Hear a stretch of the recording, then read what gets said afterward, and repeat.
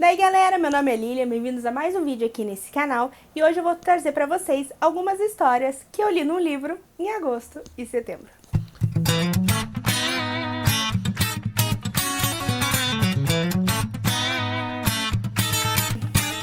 Eu li um total de 16 livros entre agosto e setembro. Eu acabei não trazendo um vídeo somente das leituras de agosto, porque todas elas iriam entrar em algum tipo de projeto e vídeos que já saíram no canal. Então eu decidi agrupar elas e trazer um vídeo de 2 meses. Como vários desses livros já tem algum tipo de vídeo aqui no canal, sejam resenhas sozinha ou sejam resenhas com parte de algum projeto, eu vou falar bem rapidamente dessas leituras pra gente passar para as que eu não falei em nenhum vídeo. Eu comecei então o mês de agosto lendo Drácula, que tem uma resenha completinha aqui no canal. Foi um livro que eu gostei bastante, ele é um dos clássicos do terror, do tripé de terror, só que ele tem uma leitura um pouco densa e é bem cansativo o começo dele, então você tem que dar uma persistida, mas depois que passa esse começo ali mais turbulento, você começa a entrar na narrativa e ele fica muito gostoso de ler, ele tem uma história muito bacana e o final é surpreendente, e eu acabei dando 4 estrelas. Em seguida, veio diversas leituras para eu fazer o meu vídeo do Ranqueando os 2 anos do Clube Intrínseco, que já saiu aqui no canal também, se você não conferiu, dá uma conferida lá. Então, como tinha vários deles que eu ainda não tinha lido, eu precisei fazer várias leituras e eu vou falar aqui rapidamente para vocês. E o primeiro deles foi O Desaparecimento de Stephenie Meyer, do Joe Dicker, que é um thriller super legal com diversos personagens, muitos plots, várias reviravoltas super legais. Ele é um livro bem grande, tem ali quase 600 páginas, mas que passa voando, porque você quer logo descobrir o que aconteceu na história. Eu amei esse livro e dei 5 estrelas. O segundo que eu li foi Adultos, da Emma Jane Answer, que é uma história que fala de uma mulher que é fissurada nas redes sociais e acaba deixando sua vida sempre em segundo plano. Vai tratar diversos assuntos como superação de traumas e trabalhar sua autoestima. Foi um livro que eu gostei bastante e dei 4 estrelas. O terceiro que eu li foi Daqui pra Baixo, do Jason Reynolds.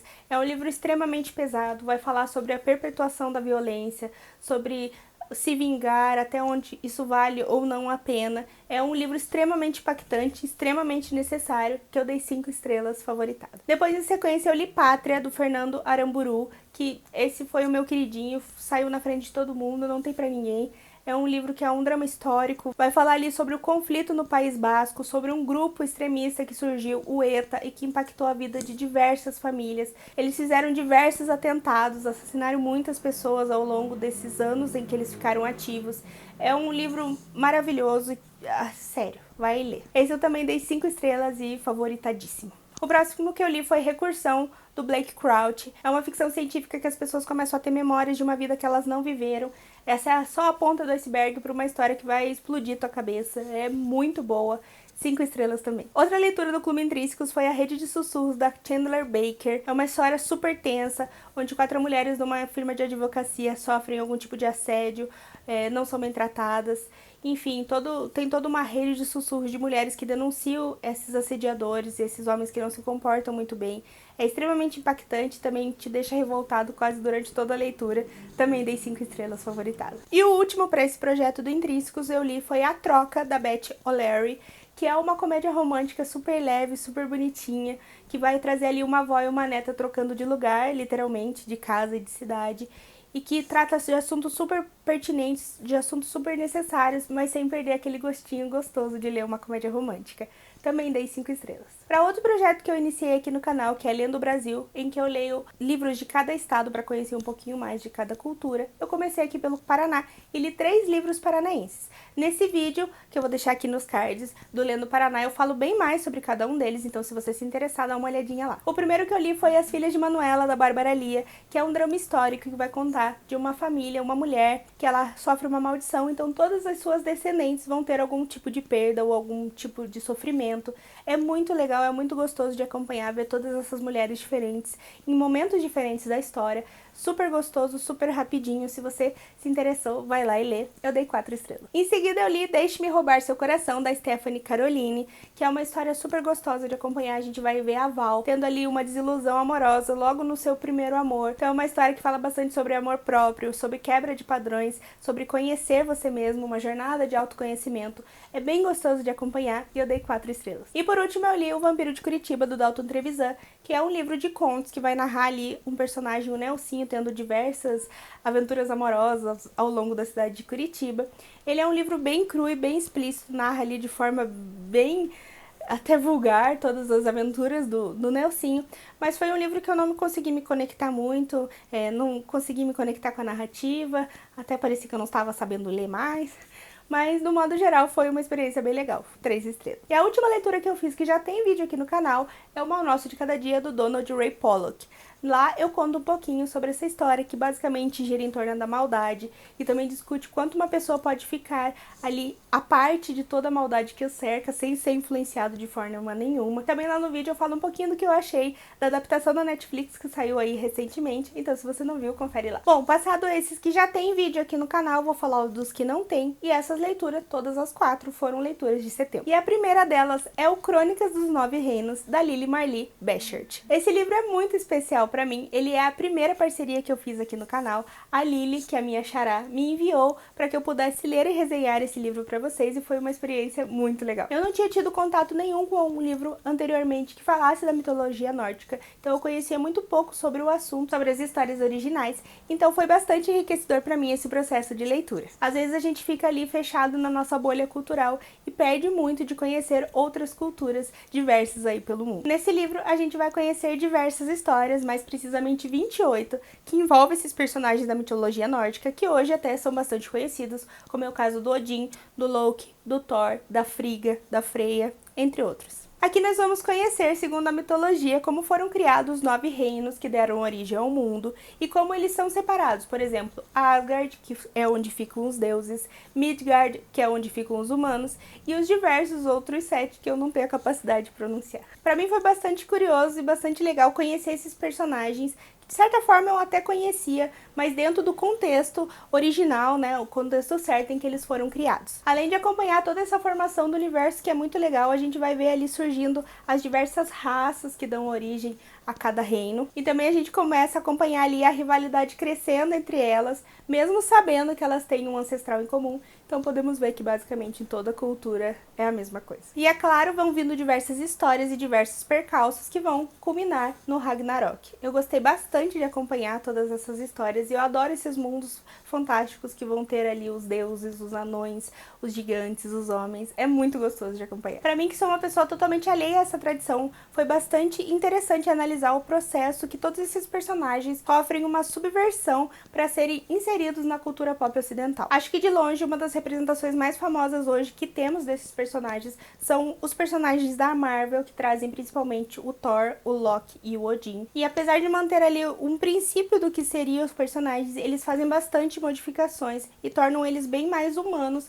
para que eles possam ser mais perto assim da nossa realidade. Apesar de eu achar um pouco de mau gosto essas mudanças que uma cultura faz em personagens e tradições de uma outra cultura, essas modificações que foram feitas em Loki, Thor e Odin, que trouxeram pelos filmes, acabou fazendo, de uma certa forma, com que as pessoas se interessassem um pouco mais pela cultura nórdica e fossem então conhecer de onde ela vinha. Pra mim, que sou extremamente fã desses personagens, foi muito legal conhecer a origem deles e a sua verdadeira história. Aliada a essa viagem para o outro mundo, não seria tão legal assim se a escrita da Lily não fosse maravilhosa. É muito gostoso acompanhar a forma que ela escreve, super leve e super fluida da história. No começo do livro, na apresentação, inclusive, ela nos conta que ela costumava ouvir essas histórias quando era criança. Seus pais contavam para ela em noites frias em volta do fogão a lenha. E a minha sensação lendo esse livro é que eu estava lá com eles em um lugar tranquilo e seguro. E o próximo livro que eu li foi A Árvore dos Desejos, da Katherine Applegate. Essa foi a primeira leitura infantil que eu fiz em um longo tempo. Fazia muito tempo que eu não pegava qualquer livro do gênero para ler. E eu achei até que poderia ser um pouquinho bobinho quando eu li a sinopse, mas eu me enganei. Esse livro ele é para qualquer idade e é muito bom. Esse livro, inclusive, foi o brinde que veio na caixinha de 2 anos do Clube Intrínseco e, sinceramente, foi uma escolha perfeita. Aqui a gente vai conhecer a personagem da Red, que é uma árvore de 213 anos, que tá ali na região, né, há muito tempo. Então ela já viu muita coisa acontecer naquela rua, diversas pessoas chegando e diversas pessoas saindo, e como uma boa árvore, ela nunca se intrometeu. Nessa rua tem uma tradição que todo dia 1º de maio as pessoas penduram papeizinhos com desejos em torno da Red, com desejos ali, e nesse ano uma menininha pendura um papelzinho com um desejo em específico que faz com que a Red, pela primeira vez, queira interferir. Eu sempre achei extremamente genial como autores de livros infantis precisam ali passar mensagens super fortes e de forma clara, sem perder a sutileza e a leveza da história, já que se trata se direciona para crianças, e isso com certeza a Catherine faz muito bem. O livro carrega uma mensagem principal falando sobre como você precisa aceitar as pessoas que são diferentes de você, e também como a gente não pode olhar para a cor, para a raça, para a origem das pessoas. A gente tem que olhar diretamente para a pessoa, porque você pode estar perdendo ali uma amizade incrível. Além de trazer essa mensagem super clara para os humanos, ela traz ali uma mensagem escondida, porque a Red, que é uma árvore, ela abriga ali em torno dela diversos outros animais. Nela moram um corvo, uma família de gambás, uma família de coruja, entre outras famílias, e que traz uma mensagem super legal, principalmente para as crianças, para ver que às vezes uma árvore que está perto de você não é só uma árvore, ela é basicamente ali como se fosse uma comunidade própria. Não são muitas ilustrações que esse livro traz, mas todas que aparecem são muito bonitinhas, muito fofinhas. Diversos momentos eu me peguei dando aquele sorriso e também me emocionando muito com a história. Foi uma história que falou diretamente comigo, e eu acho que ela consegue falar com qualquer pessoa, de qualquer idade. Foi uma experiência realmente à parte, porque é um livro que dificilmente, provavelmente nunca eu compraria por vontade própria, por ser um livro infantil. Então foi uma experiência surpresa que foi muito incrível. E o terceiro livro que eu trago é Os Sete Maridos de Evelyn Hugo, da Taylor Jenkins Reid. Como esse vídeo basicamente é um vídeo para enaltecer esse livro, eu queria compartilhar com vocês que a nota dele no Scoob é 4.7, que é uma nota extremamente alta. E não é por poucas avaliações, tem mais de 7.000 avaliações. E 80% das pessoas que avaliaram deram 5 estrelas. Então, né? Perfeito. Você já sabe que 80% das pessoas deram 5 estrelas? É muita coisa. Aqui nós vamos conhecer principalmente a personagem da Evelyn Hugo, que é uma atriz de Hollywood que está agora com quase seus 80 anos, e que ela costumava ser a sensação por onde passava, tanto pelos filmes, tanto pelos tapetes vermelhos e, claro, principalmente por ser uma boa atriz. Então ela decide que com 80 anos chegou a hora de ela contar a sua verdadeira história por trás de todo aquele glamour e todas aquelas fofocas da mídia, e ela escolhe uma repórter específica, que ela só quer que seja aquela, que nem é uma repórter famosa nem nada, então toda a verdade vai vir à tona. Foi meu segundo contato com a escrita da Taylor, e, gente, que mulher, que escrita. Os livros dela são sempre assim, muito impactantes. Eu li no começo do ano o Daisy Jones and the Six e já tinha me apaixonado pela escrita dela, então não posso nem dizer que eu não estava esperando que esse livro ia ser o 5 estrelas favorito, porque eu já tinha quase certeza. A Taylor tem um tipo de mágica na escrita dela que te faz ficar totalmente imerso na história. Ela consegue te transportar ali para uma outra época, para um outro lugar, que você consegue visualizar todas as roupas, todos os costumes, até os cheiros ali das coisas. E em Evelyn Hugo, ela coloca a gente ali no meio de Hollywood, na década de 50 e 60, de uma forma super natural. Mas não é só sobre os tapetes vermelhos e os bastidores dos filmes, ela consegue colocar a gente ali por trás de tudo que acontecia, inclusive dentro da casa desses artistas. É claro que a gente vai ver ali o glamour e todas as fofocas que eram geradas, tudo o burburinho que tinha em torno dos famosos, mas também a gente vai conhecer o verdadeiro eu deles, e que como muitas vezes a indústria fazia com que eles se escondessem dentro deles mesmos e criassem quase que um alter ego. Como se a ambientação já não fosse suficiente, ela cria uma protagonista extremamente incrível. Ela é uma descendente de cubanos que veio para os Estados Unidos e que é descrita o tempo todo como uma mulher extremamente linda, mas que foge bastante ao padrão, já que ela tem ali uma pele um pouco mais morena. Inclusive, em algum momento ela vai pintar o cabelo de loiro para parecer mais ali padrão. A personagem então precisa ali abrir caminho sozinha por meio de toda essa fuga de padrões,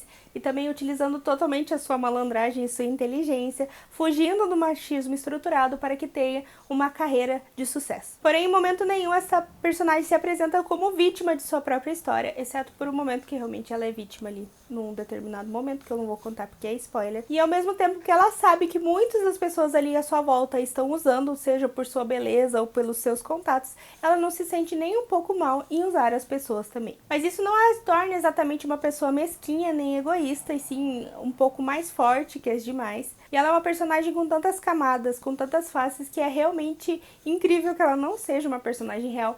Inclusive, terminando de ler o livro, a vontade que você tem é ir procurar um documentário sobre essa pessoa, mas na verdade ela não existe. E além de tudo isso, o livro vai trazer diversos temas a ser discutidos em um específico que eu não posso falar porque acaba estragando a experiência da leitura. E eu acho que esse livro ainda acabou passando e sendo meu primeiro, o favorito da Taylor Jenkins Reid, o que é bem difícil porque eu gosto de Daisy Jones demais.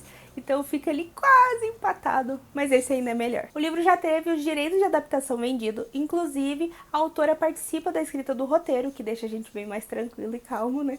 E eu já tô aqui na torcida para que os atores sejam escolhidos e que sejam atores incríveis para ser uma adaptação incrível de um livro incrível. E o último livro desse vídeo é Minha Adorável Esposa, da Samantha Downing. A minha história com esse livro é um pouco curiosa. Há algum tempo atrás eu tinha visto uma entrevista com a C.J. Tudor, em que a entrevistadora perguntava alguns livros que ela podia indicar, que ela tinha gostado ultimamente, e ela falou desse livro, My Lovely Wife.